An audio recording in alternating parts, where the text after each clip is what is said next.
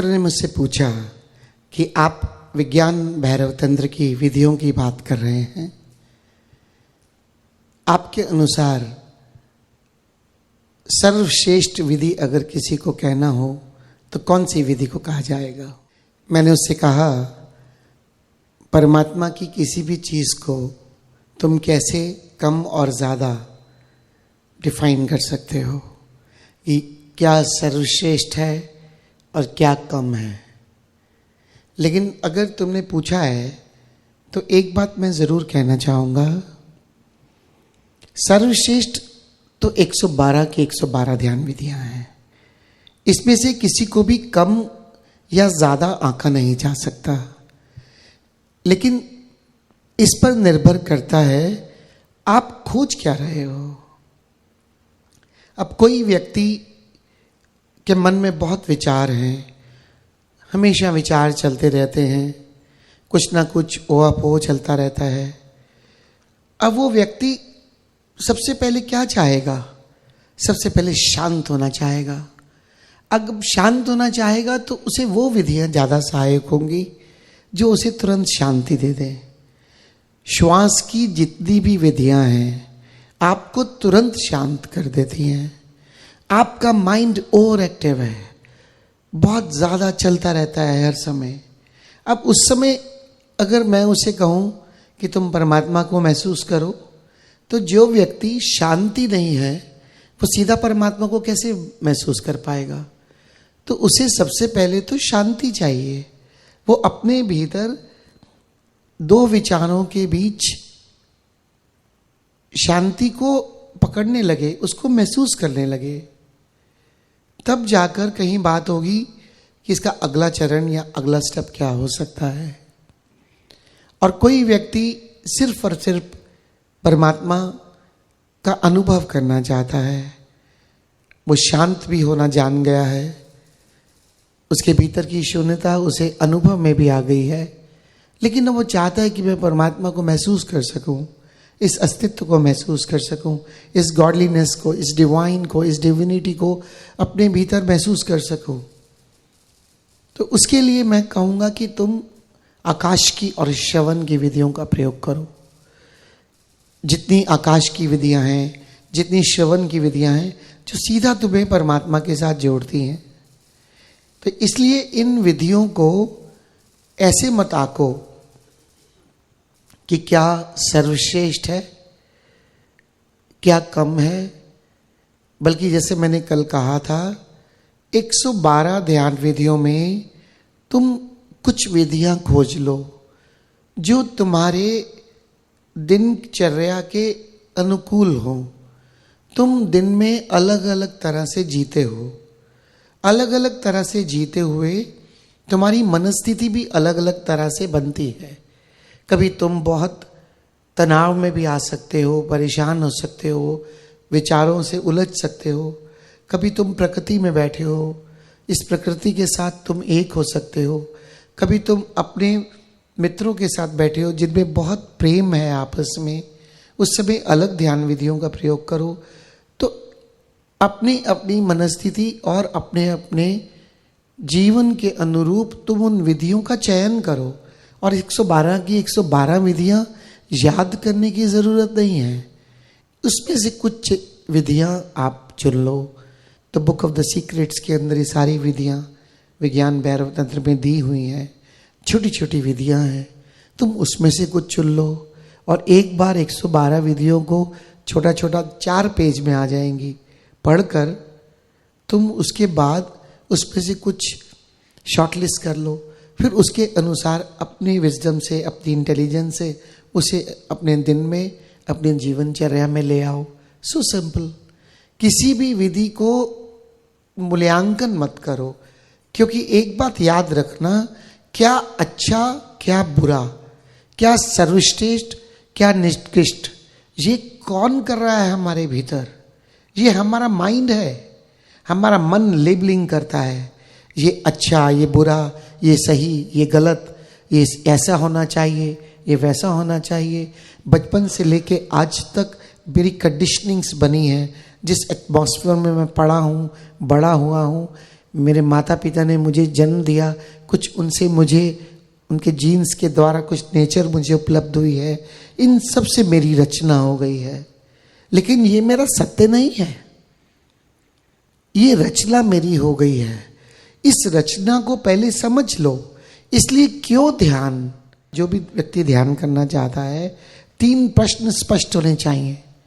What is meditation, why I do meditation, how I do meditation. Unless and until you are clear of these answers or these questions, you will not continue this meditation. You will leave it, or you will not take interest, or the interest, or the bliss will not happen. One of my friend asked me, like, which is the best technique of this book of secrets? Can you just tell me? Or which are the best 2? Then I told him, why you are asking me? Because this is the divine. The existence is so great, so vast. And you are asking me to just categorize. Who is categorizing? My mind will categorize. My conditioning will categorize. This is not true. We are living the life. In a day, there are 112 techniques. And just 2 lines, 3 lines, one technique is. Go through all the techniques. Just feel which 5-10 are useful for you in your day-to-day routine. And once you are changing the state of mind, just apply that technique to you to bring back to yourself. To bring back to yourself your consciousness. And that will help you. And you have to remember only 5-10 techniques, that's it. There's no need to remember all 112 techniques. Because it is not that like a person who is just struggling with the thoughts, the techniques related to the breath, they just takes you in the silence, in the peace. A person who is looking for the godliness, the technique related to the space, the technique related to the listening, that you are listening, the divine sound, the habit of listening, that technique will take you to the divine. What you are looking for, you should know at least. Why you are here, you should know at least. And then just follow the direction and the guidance. And then you will find that it's very easy. It is not complicated. To find God is not adventure. It is a discovery. That means it already you have it. The divinity, you have it in you. Only thing is you have to reveal it. And you can easily reveal it if you know how to do that. So wisdom is very important. Wisdom is very important. Meditation is very important. You have to just add both. Without wisdom, meditation is not enough. And you keep on trying meditation techniques and you don't apply your wisdom. It will take long time. And life is just so short. इसलिए प्यारे मित्रों, किसी भी चीज में कंजूसी क्यों कर ली? जीवन को जानो, समझो और अपनी दिनचर्या को देखो। ध्यान आवश्यक है, क्योंकि ध्यान से आप होश अर्जित करते हो, एक विधि करते हो, विधि करने के बाद साइलेंस में चले जाते हो, साइलेंस में थॉटलेस स्टेट को फील करते हो।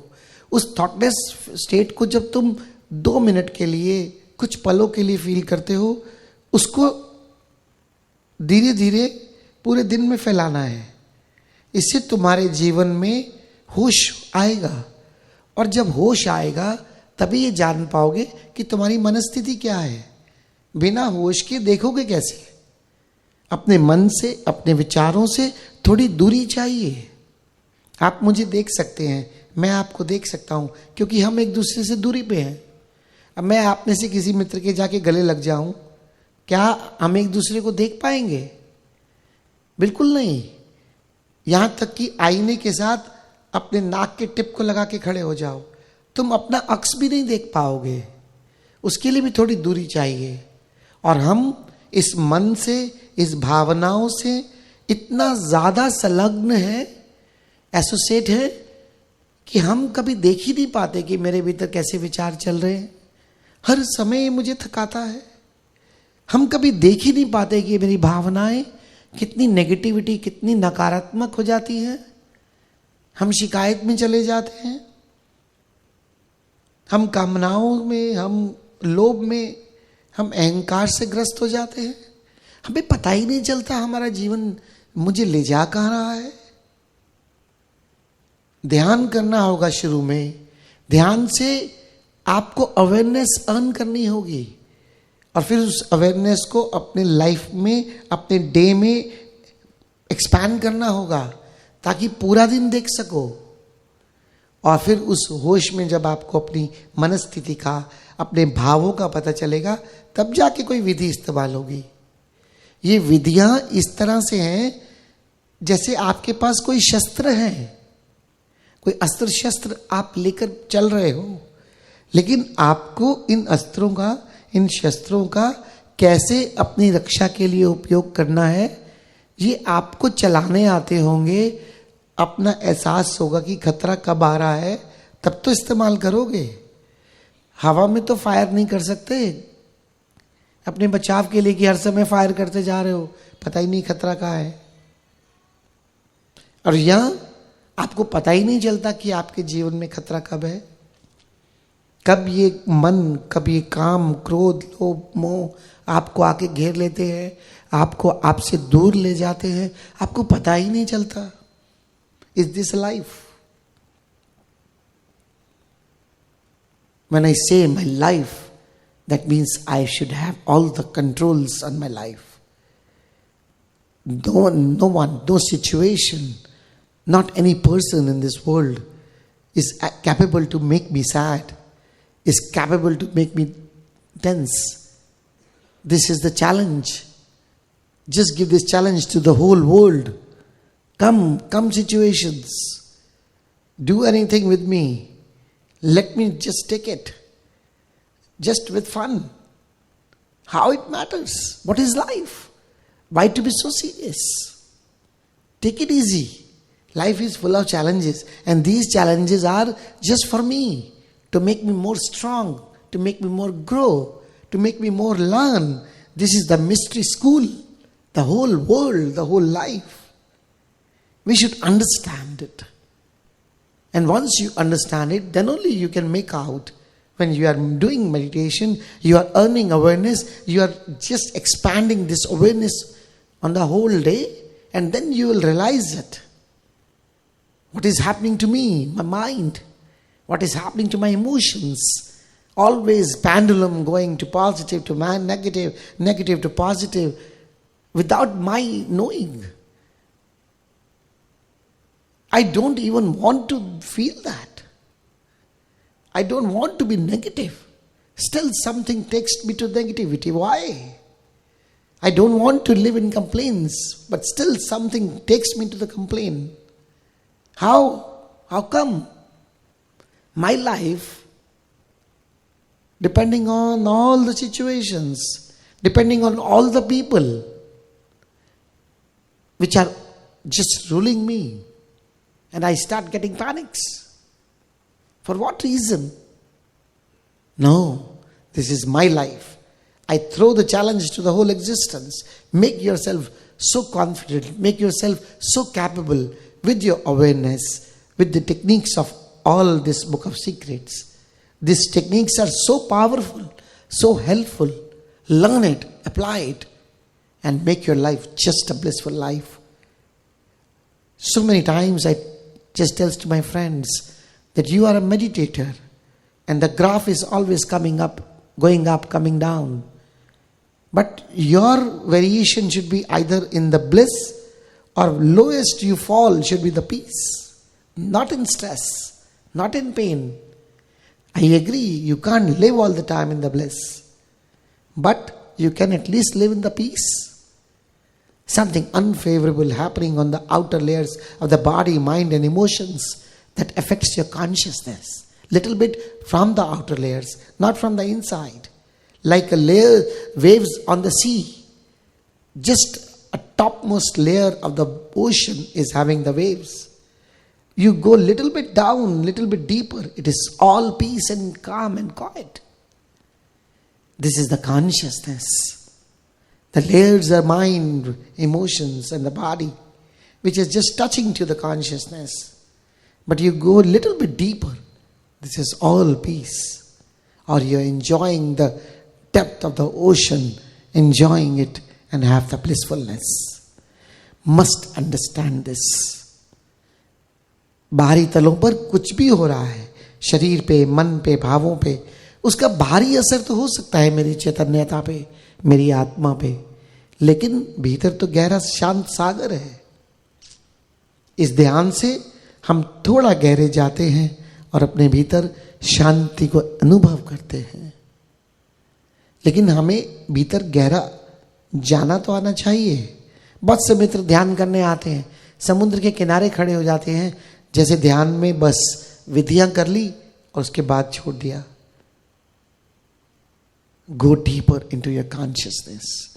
Have all your controls. गहराई में जाओ, सारा नियंत्रण अपने हाथ में लो.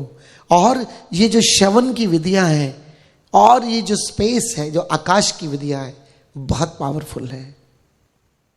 और फिर उसके बाद हम अपने गहरे तलों में जाकर हमेशा अपनी कॉन्शियसनेस के साथ, अपनी चैतन्यता के साथ, अपनी नथिंगनेस के साथ, अपनी शून्यता के साथ हम अपना तादात्म्य गहराते हैं, ताकि हर समय उसे हम कैरी ऑन कर सके, हर समय हम उसी की याद में जी सके. This is so simple. So my friends, I request you don't underestimate these techniques of Lord Shiva, the Book of Secrets. They are very, very important and very useful in day-to-day life.